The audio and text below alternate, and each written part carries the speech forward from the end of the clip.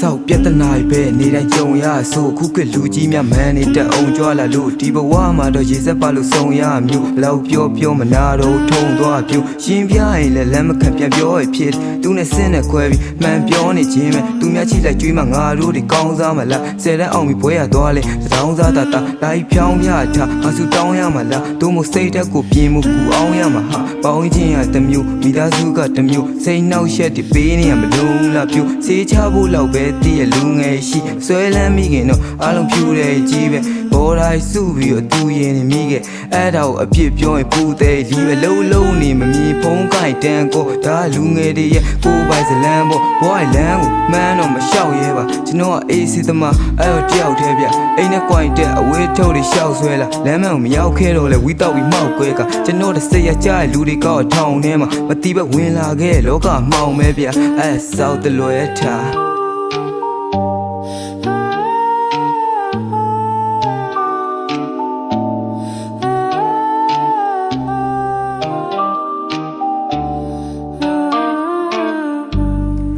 ဘယ်ထားလဲ Yo